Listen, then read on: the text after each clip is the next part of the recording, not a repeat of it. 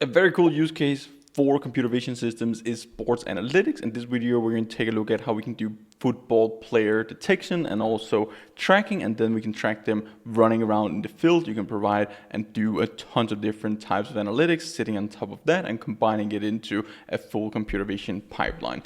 So we're going to use the Ultralytics platform. I've opened it up here for training the model in just a few clicks. Once you have your dataset, you can just train the model. We can export and use it in our own Python script for setting up our projects, and we can do the tracking part and all those other things, visualizations in there. So we're going to set up the full project here. Now we have this football player dataset. You can clone it, use it from the Ultralytics platform as well, platform.ultralytics.com. We can see the previews. We can see we have a tons of different situations, tons of different soccer fields, football fields, where we're pretty much detecting and have annotated these players. This is all we need to do. This is 10,000 images. We have 1,000 images for validation. We can see the class distribution. So we have player, and we also have the football itself. So we have the ball detection, we have the player, we have some charts to see all the different metrics about our dataset. But once you have a dataset, no matter what use case, you can just hit train new model. We're going to go with the YOLO26 nano version. The number of epochs, we have 10,000 images, so let's just go with 50 epochs, and we can choose which GPU we want to use down here. There's a few different options. All these other things, just leave them as default unless you have some specific reason to do so. This is pretty much good to go. We get the estimated cost. It's only $1.50 to train this model on 10,000 images. This is pretty cool, and it's only going to take less than an hour, so it's very awesome. You can also take one of the other ones if you want to save some cost, or you pretty much just want to try out other devices. So you can just choose whatever you want in here. We can just go with this 5090 card. It's going to cost less than $1 to train this model, and it will still only take roughly around an hour. So we can just hit start training. It will start the training. We can see all the metrics while it's training live, instead of looking into the code. You can do the exact same thing with the Ultralytics framework. It's just a few commands that you need to run as well, but then you need to set up your environment, GPU, everything is just ready to go here with a single click. So training is in progress. You can track the number of epochs here. You can go inside the training tab, and you will get all the live metrics running there. So it will just take a few seconds. Once that is done, we can go in, export our model, use it in our own applications and projects.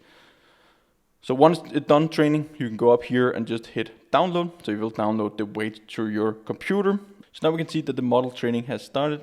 It's probably going to take 45 minutes or so. So we can go grab a coffee while it's training. And we have the precision, we have the recall, we have the mean error precision, all of those things. We have our losses, others, and we can try out a few predictions once it's done running. If you just go inside our code base, we have our script here where we just need to copy paste our model in. So while it's training, we can just run through it, go grab a coffee, our model is then done training, we can drop it in here, and we're ready to run our inference. So what we're going to do, we're just going to use Ultralytics and some plotting. We have some just different parameters that we can specify: the text scale, the text thickness. There's just all the visualizations on our videos, and we also just create an instance of our YOLO model. So this is just the name that we need to name our model when we download it from the Ultralytics platform. We have our video path and also the output path. We have a video capture that we set up.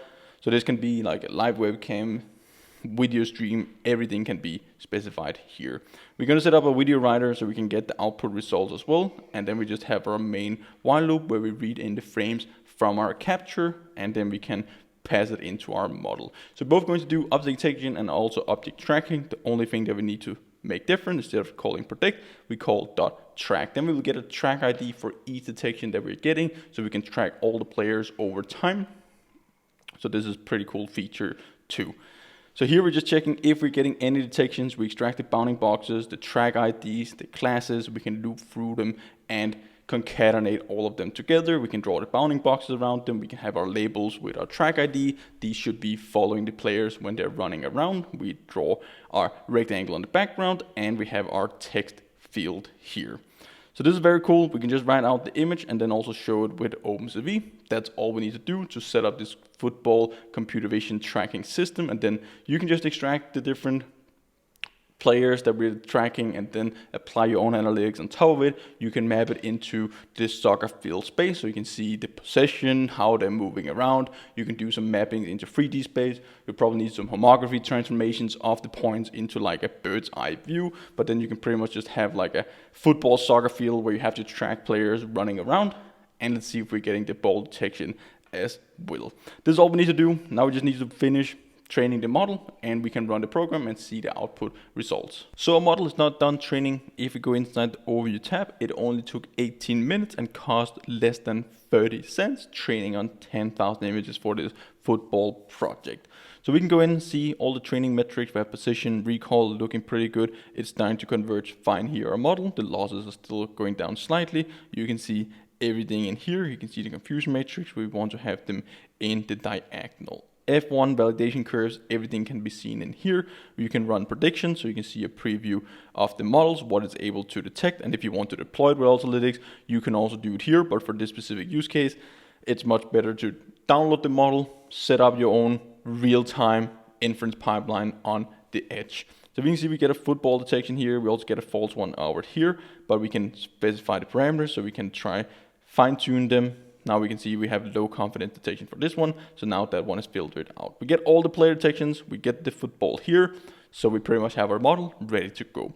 All we have to do is just download the PyTorch model up at the top. This is going to download the PT model. If you want to export into any of the other optimized frameworks, you can go inside the export tab, ONNX, Torch script, OpenWindow, TensorRT, Core ML. All these are supported. So just hit export, specify the configurations, and you're good to go. You can deploy the model in here as well, and you will just get the endpoint where you can send the request to, get the response back with all the predictions. So let's now go back here into our vision system for our football tracking. I have just dropped in the model here, and we just need to rename it with this, and it's going to pull the model automatically, set everything up for us, and we can just run our inference. So then we should have our computer vision, football detection and tracking system running. So all we have to do, cd into football folder, and now we can run our Python script, football tracking.py. It will save out the output video so we can see the results once it's done running, but now we can see we're getting the detections. This is only running on my MacBook CPU. We're getting around 30 frames per second. We can see the inference is 30 milliseconds, so this is pretty fast. And we're getting all our player detections. So we have player 60, we're following him here. We keep track with our track ID. That's why it's so important to keep object tracking as well, and not only doing object detection. We might get some flickering around these players when they're occluding each other. We need to have some more hardcore trackers for that, or multiple camera angles, or maybe even a bit further up, because when they're walking around here, it really just messes up what player is what. I mean, this is just the most lightweight tracker, so we can have the fastest tracking pipeline possible. But this is pretty cool. Let's see if we're getting some ball detections. The players are looking fairly nice, and then you can map them, project them into the full soccer field. You can detect the corners of the soccer field, and then you will be able to get the full bird's eye view where you can do the tracking. So let's see if we're getting some ball detections, maybe a bit too much motion blur from the ball moving around too fast. Maybe we need to train a little more or add more images to our data set. This is pretty cool. This is the output. The output video will be saved here. You can watch it. You can share it. This is how we set up a full computer vision system, combining the Ultralytics platform and just using it in our own custom Python script. All this we could do in less than 1 hour. So you can build a computer vision system crazy fast with Ultralytics. You get good inference. You have the YOLO26 model. You can train your own models. You can build all these sports analytics use cases on top of.